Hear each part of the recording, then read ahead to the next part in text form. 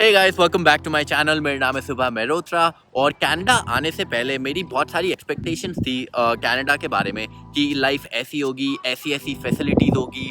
बहुत सारी एक्सपेक्टेशंस तो सही थी और कुछ ऐसी भी थी जिनकी रियलिटी कुछ अलग ही निकली, जो मुझे कनाडा आने के बाद यहाँ पे पता चला। तो आज के टॉपिक में हम यही डिस्कस करेंगे कि क्या-क्या मेरी एक्सपेक्टेशंस थी जो यहाँ आके मुझे पता चला कि रियलिटी में कुछ अलग ही है। तो शुरू करते हैं आज की वीडियो।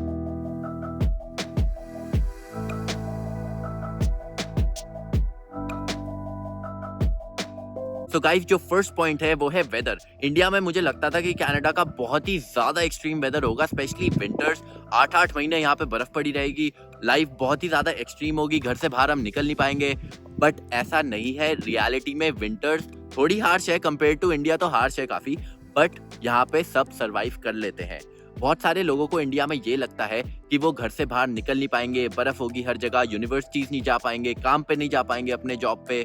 और स्पेशली जो इंडियन पेरेंट्स होते हैं, बहुत लोगों के, मैंने स्टूडेंट्स जो आना चाह रहे हैं उनके पेरेंट्स से मैंने बात करी है, स्टूडेंट्स से ज़्यादा पेरेंट्स कंसर्न रहते हैं कि बीमार तो नहीं हो जाएंगे ठंड की वजह से, कैसे सर्वाइव करेंगे। ऐसा नहीं होता, सब यहाँ पे स्मूथ चलता है। हार्श होती है बट यहाँ का इंफ्रास्ट्रक्चर इन्होंने ऐसा बना रखा है कि कोई काम नहीं रुकता है। तो जब बर्फ पड़ती है यहाँ विंटर्स में, एक तो इन्होंने मैंडेटरी करे हुए विंटर टायर्स हर गाड़ी के लिए, तो विंटर टायर्स की वजह से गाड़ियां यहाँ पे इजीली चल सकती है विंटर्स में, आईसी रोड पे भी। और साथ ही साथ जब बर्फ पड़ती है तो ये लोग साफ भी करते रहते हैं रोड पे स्नो। और जो सिटीज है लाइक कैलगरी, जहाँ पे बहुत ज्यादा एक्सट्रीम विंटर पड़ती है, वहाँ के डाउनटाउन में तो इन्होंने बिल्डिंग्स को ब्रिजेस से कनेक्ट भी करा हुआ है। तो अगर आपको डाउनटाउन के एक एंड से दूसरे एंड जाना है तो आपको बाहर निकलने की जरूरत ही नहीं है, आप वो ब्रिजेस के थ्रू बिल्डिंग से होते हुए ट्रैवल कर सकते हैं। तो विंटर्स में यहाँ पे कोई कोई सिटीज में -25, -30 तक भी टेम्परेचर जा सकता है, but all you need to survive in those conditions is a good winter jacket, good gloves and a good pair of boots. तो जो भी इंडिया या कोई भी और साउथ ईस्ट एशियन कंट्री से कनाडा आ रहे हैं, उनसे मैं यही उन्हें एक एडवाइस देना चाहूँगा कि वहाँ से विंटर क्लोथिंग ना लेके आएँ। थोड़ा बहुत आप 1-2 स्वेटर ला सकते हैं जो कम विंटर्स में यहाँ चल जाएगा, बट वहाँ के जो विंटर के कपड़े हैं वो यहाँ एक्सट्रीम विंटर्स में नहीं चलेंगे।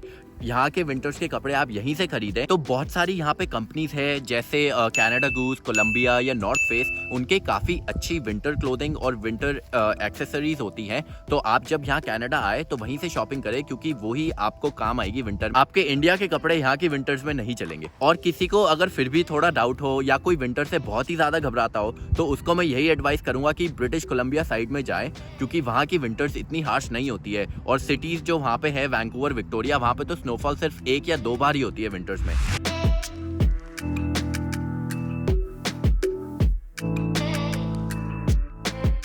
तो गाइस, जो सेकंड पॉइंट है वो है हेल्थ केयर। कनाडा आने से पहले मैंने सुना था कि कनाडा का हेल्थ केयर बहुत ही अच्छा है, यहाँ पे हर चीज़ फ्री है, फैसिलिटीज़ बहुत बढ़िया मिलती है यहाँ पे हेल्थ केयर में। बट रियलिटी ऐसी नहीं है। हाँ, बहुत सारी चीज़ें फ्री हैं हेल्थ केयर में, बट सब कुछ यहाँ पे फ्री में कवर नहीं होता। जैसे आप अगर डॉक्टर पे जाते हैं, आपको कोई परेशानी है, आप डॉक्टर्स अपॉइंटमेंट लेते हैं, तो वो फ्री होगा। उसके बाद अगर डॉक्टर आपको कोई ब्लड वर्क के लिए रेकमेंड करेगा या स्कैन करवाने के लिए बोलेगा, वो भी फ्री होगा। तो आपकी इलनेस से रिलेटेड जो भी चीज़ें होंगी वो फ्री होंगी। But for example things like I care यहाँ पे फ्री नहीं होता, वो गवर्नमेंट की तरफ से फ्री नहीं है। डेंटल भी फ्री नहीं है। और जैसे आपको कोई डॉक्टर ड्रग्स प्रिस्क्राइब करता है और आप वो बाहर से लेते हैं, वो भी फ्री नहीं होती है। अगर आप हॉस्पिटल में एडमिट हैं और फिर आपको वो ड्रग्स देते हैं, मेडिकेशन देते हैं, वो कवर्ड होगा। बट अगर आप जैसे बाहर की कोई फार्मेसी से लेते हैं, वो फ्री नहीं होता है। और जो मैंने अभी ये बताया है, डेंटल, विजन और मेडिकेशन जो कवर्ड नहीं होता गवर्नमेंट की तरफ से, ये मोस्ट कंपनीज कवर करती है। फॉर एग्जांपल, आप जैसे किसी कंपनी में काम कर रहे होगे, तो ज़्यादातर कंपनी ये बेनिफिट्स देती है अपने एम्प्लॉयर्स को, वो कवर करती हैं ये सब चीज़ें। बट से अगर आपका कोई बिजनेस है या अगर कोई आप बहुत ही छोटे स्टार्टअप में काम कर रहे हो जो अभी इतना बड़ा नहीं बना है, इसलिए वो बेनिफिट प्रोवाइड नहीं कर पा रहा है, अगर आप ऐसी सिचुएशन में हो तो आपको प्राइवेट हेल्थ केयर लेना पड़ेगा और उसके लिए आपको अपने पॉकेट से पैसे देने पड़ेंगे। एंड अगर आप नहीं लेते प्राइवेट हेल्थ केयर और अगर आपको कोई डेंटल की सर्जरी करानी पड़ेगी या विजन की कोई सर्जरी करानी पड़ेगी, तो आपका बैंक अकाउंट खाली हो जाएगा, क्योंकि यहाँ पे हेल्थ केयर बहुत एक्सपेंसिव है। तो गाइस, अभी तक हमने बात करी थी हेल्थ केयर में पैसे के बारे में या कितना फ्री है उसके बारे में। अब हम बात करेंगे कनाडा के हेल्थ केयर की एफिशिएंसी की। सो नो डाउट बहुत अच्छा हेल्थ केयर सिस्टम है यहाँ का, बहुत मॉडर्न अप्रोच है, डॉक्टर्स बहुत अच्छे हैं।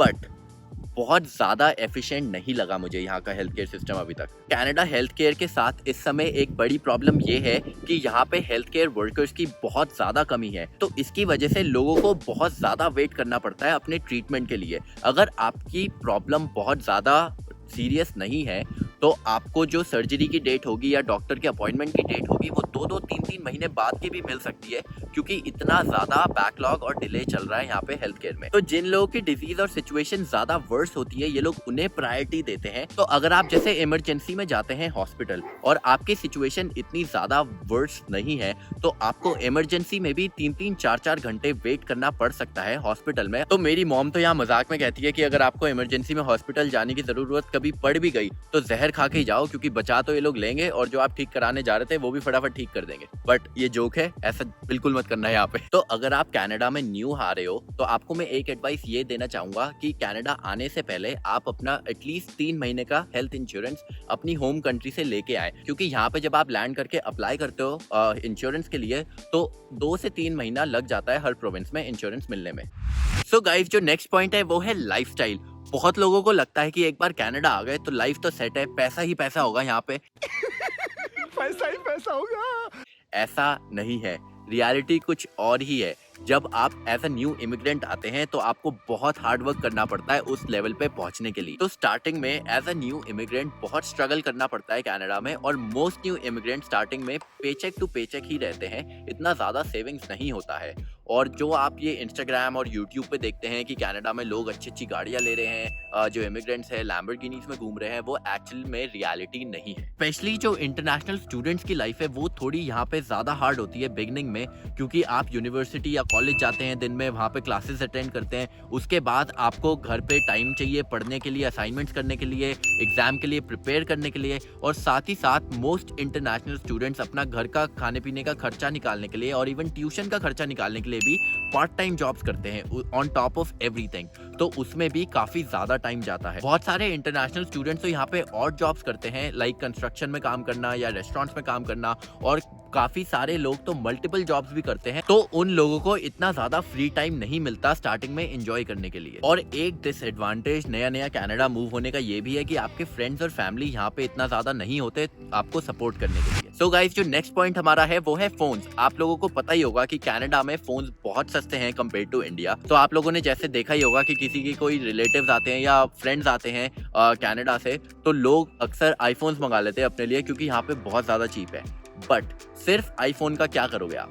फोन के साथ आपको जरूरत होती है एक मोबिलिटी प्लान की, मोबाइल प्लान की, और वो यहाँ पे कंपेयर टू इंडिया बहुत ही ज्यादा एक्सपेंसिव है। और ये काफी शॉकिंग था मेरे लिए भी, क्योंकि मैंने एक्सपेक्ट नहीं करा था कि इतना ज्यादा एक्सपेंसिव होगा यहाँ पे। यहाँ पे जो एक रेगुलर फोन प्लान होता है बहुत ही बेसिक सा with unlimited calling and texting with in Canada या नॉर्थ अमेरिका, वो अराउंड $70 पर मंथ तक का हो सकता है। सो इसके 2 रीजन है।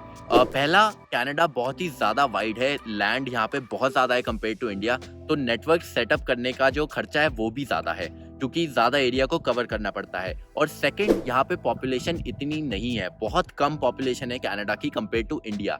तो इंडिया में अगर ज्यादा लोग कम पैसे दे रहे हैं तब भी जो कंपनीज है, मोबाइल कंपनीज, वो अच्छा प्रॉफिट बना लेती है। बट यहाँ पे ऑलरेडी लोग कम है, इसलिए वो चार्ज ज्यादा करते हैं ताकि प्रॉफिटेबल हो यहाँ की मोबिलिटी कंपनी। और यहाँ पे जो नए फोन होते हैं वो कॉन्ट्रैक्ट पे भी आप ले सकते हो, जैसे 2 साल के कॉन्ट्रैक्ट पे ले लिया और थोड़े थोड़े हर मंथ पैसे दे दिए उस फोन के। तो जैसे आप लोग नया आईफोन लेते हो यहाँ पे 2 साल के कॉन्ट्रैक्ट पे विद 0 डाउन पेमेंट, तब भी आपका जो मोबाइल प्लान का खर्चा होगा उन्हीं 2 साल का, वो आपके आईफोन के प्राइस से भी ज्यादा हो। तो गाइस, जो नेक्स्ट हमारा पॉइंट है वो है इंडियन ग्रोसरीज या फिर इंडियन सामान। तो कनाडा आने से पहले मुझे इतना पता नहीं था कि यहाँ पे इंडियन सामान, इंडियन खाना मिलेगा या नहीं मिलेगा। तो मेरी मॉम ने मेरे सूटकेस में मैगी, चिप्स, नमकीन और थोड़ा बहुत किचन के यूटेंसिल्स भी डाल दिए थे। और फिर यहाँ पे आने के बाद मुझे रियलिटी पता चली कि सारा बेसिक इंडियन सामान यहाँ पे आराम से हर शहर में मिल जाता है। तो आप लोगों को मेरी तरह अपना आधा सूटकेस इंडियन ग्रोसरी से भरने की जरूरत नहीं है। अगर आप कनाडा में स्टोर्स लाइक वॉलमार्ट या सुपर स्टोर जाओगे तो वहाँ पे इनकी एक सेपरेट इंडियन आइल होती है, जहाँ पे आप इंडियन ग्रोसरीज ले सकते हैं। वहाँ पे इंडियन मसाले, इंडियन स्नैक्स, हर चीज आपको बेसिक जो होती है इंडियन खाने पीने की वो वहाँ पे मिल जाएगी। और अगर आपको कोई यूनिक इंडियन चीजें चाहिए जो कि वॉलमार्ट या सुपर स्टोर पे अवेलेबल ना हो, तो आप इंडियन ग्रोसरी स्टोर जा सकते हैं। फॉर एग्जाम्पल चलो फ्रेशको, सांझा पंजाब या फिर फ्रूटी कैना। And not just Indian groceries, India का जो बाकी सामान होता है, फॉर एग्जाम्पल इंडियन क्लोथिंग, आपको वो भी यहाँ पे इजीली मिल सकता है। जितने भी कनाडा में बड़े शहर हैं वहाँ पे एक इंडियन स्पेसिफिक एरिया बना हुआ है। फॉर एग्जाम्पल टोरंटो में ब्रैम्पटन है, कैलगरी में नॉर्थ ईस्ट एरिया है और वैंकूवर में सरी है। और अगर आप देखना चाहते हैं कि सरी कैसा दिखता है और वहाँ पे क्या क्या मिलता है, तो आप मेरी ये वीडियो चेकआउट कर सकते हैं। इसकी लिंक मैं ऊपर डाल देता हूँ। तो गाइस, मेरी आज की वीडियो बनाने का मोटिव ये नहीं था कि मैं आपको डिस्करेज करूँ कनाडा आने से। मैं तो बस आपको एक रियलिटी दिखाना चाहता हूँ उन चीजों की जिनकी एक्सपेक्टेशंस मेरे लिए कुछ और थी जब मैं इंडिया में था। मैं तो आपको बल्कि इनकरेज करता हूँ कि आप कनाडा आओ। यहाँ पे ऐसा नहीं है, लाइफस्टाइल यहाँ का बहुत अच्छा है, स्टैंडर्ड ऑफ लिविंग बहुत अच्छा है। बस स्टार्टिंग में थोड़ी प्रॉब्लम होती है एज ए न्यू इमिग्रेंट या फिर एज एन इंटरनेशनल स्टूडेंट, क्योंकि तब हार्डवर्क आपको ज्यादा करना पड़ता है and you have to earn the good standard of living here. And with this आज की वीडियो को हम यहीं पे खत्म करते हैं। अगर ये इन्फॉर्मेशन आप लोगों को अच्छी लगी हो तो प्लीज मेरी वीडियो को लाइक जरूर करना और मेरे चैनल को सब्सक्राइब करें। एंड इस वीडियो को अपने फ्रेंड्स एंड फैमिली के साथ ज्यादा से ज्यादा शेयर करें ताकि मेरी वीडियोस उन तक भी पहुंच सके। अब मैं आपसे मिलूंगा नेक्स्ट वीडियो में।